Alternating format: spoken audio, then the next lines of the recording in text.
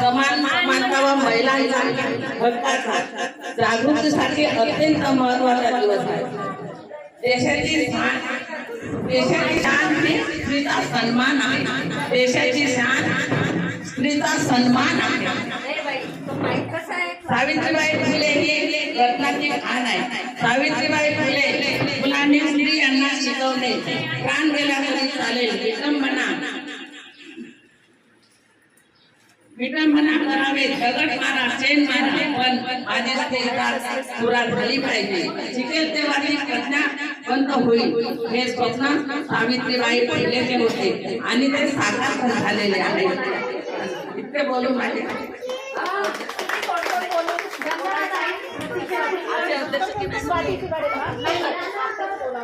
इच्छुक असेल तर या ना बोला, दोन आपल्या बायांचं सांगायचं आहे। पण कालचंच होतं, पण आज घेण्यात आलं।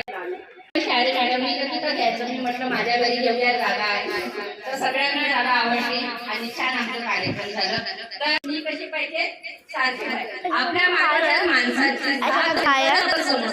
आपण म्हटलं नाही की समोर की ती जन्मापासून संघर्ष शिकते आणि लहानपणी तिला सांगितलं जातं हळू बोला, नीट बसा, जास्त हसू नका, जास्त स्वप्न पाहू नका, कारण तिच्या रक्तात जिद्द असते, तिच्या डोळ्यात पाणी असतं, पण त्या डोळ्यात प्रचंड ताकदही असते। ती रडते पण कोसळत नाही, ती थकते पण हार मानत नाही आणि प्रत्येक भूमिका ती मनापासून लागते।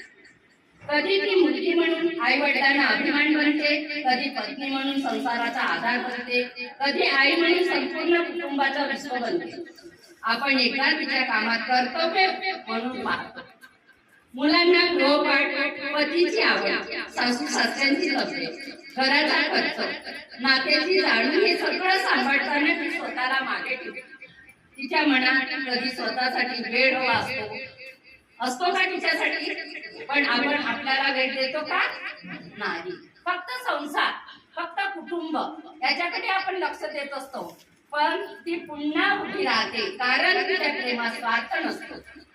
पण आजचा दिवस आपल्याला एक गोड आठवण करून देते, स्त्री ही फक्त त्यागाचा प्रतीक नाही, ती स्वप्नातला प्रतीक आहे। आपल्याला शिक्षण फुलं केलं, आपण इथं बसलो असतो का?